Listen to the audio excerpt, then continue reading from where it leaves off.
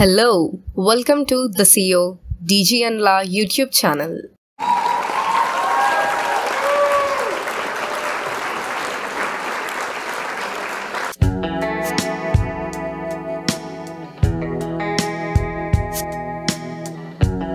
బ్రహ్మరాక్షసిని ఉచ్చాటన చేసిన వారికి 1000 వరహాలిస్తామని రాయలవారు చాటింపు వేయించారని క్రిందటి వీడియోలో విన్నారు కదా.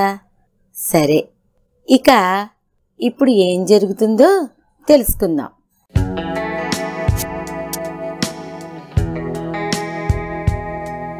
ఈ చాటింపు వేయించిన 4 రోజులకు గడ్డాలు మీసాలు పెంచుకొని ముఖాన రూపాయి వెడల్పైన కుంకుమబొట్టు పెట్టుకుని కాషాయ గుడ్డలతో ఒక భూత వైద్యుడు రాయలవారి దగ్గరకు వచ్చాడు.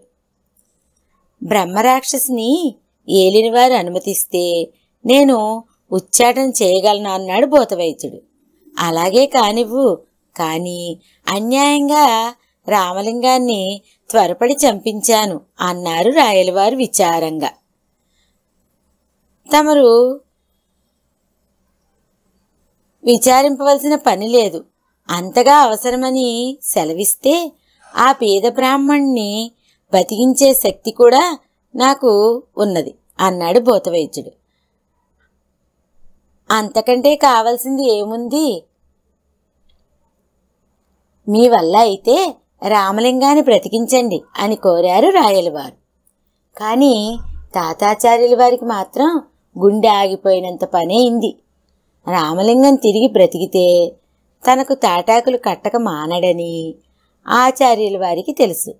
అందుకని ఇప్పుడంత శ్రమ ఎందుకులేండి, ఒకవేళ తమరు శ్రమపడి ఈవేళ బ్రతికించినా రేపటికల్లా ఏదో కొంటె పని చెయ్యకామానడు, రాయలవారి ఆగ్రహానికి గురయ్యి తిరిగి చావకామానడు. అందుకని ఏదో హత్యాపాతకం పోయేందుకని ఉచ్చాటన ప్రాయశ్చిత్తం మాత్రం జరిపించండి అన్నారు ఆచార్యుల వారు తన ఆత్రం అంతా వెళ్ళగక్కుంటూ. అలాగైతే మరి తెలియక అడుగుతున్నాను, రామలింగం చేసిన తప్పుకే కదా తమరు శిక్షించింది.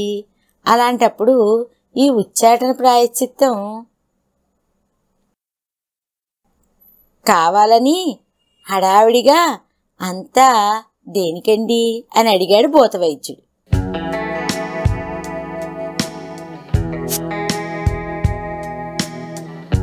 దానికేమున్నది, ప్రజల మేలు దేశక్షేమం కొరకు ఈ శాంతిక్రియలు జరపవలసిందే అన్నారు ఆచార్యుల వారు. ఆచార్యుల వారు చెప్పింది ముమ్మాటికి నిజం.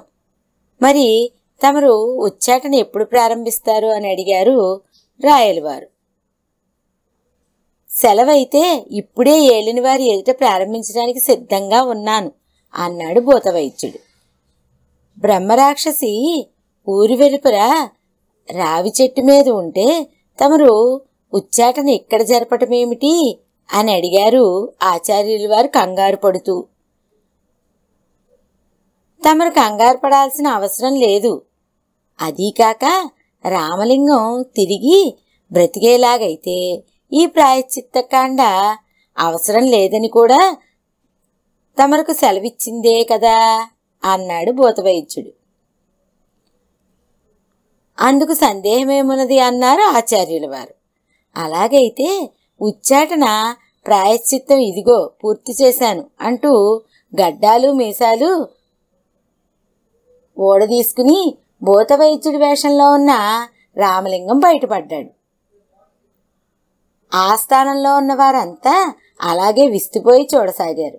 రాయలవారు తరువాత జరిగిందంతా అడిగి తెలుసుకుని, ఔరపిడిగా ఎంత పని చేశావు, నీవు చచ్చావని నీ భార్యకు ఇస్తూ ఉన్న మనువర్తి ఇవాళ్టితో ఆపివేస్తున్నాను.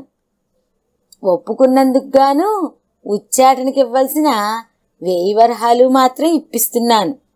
ఇక నుంచైనా బుద్ధి కలిగి నడుచుకో అన్నారు రాయలవారు.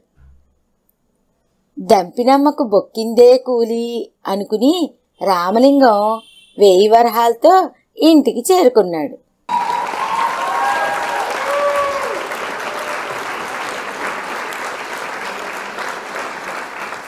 Dhanyavad. Thank you. If you like this video, do like, subscribe and share. See you in the next one. Bye bye.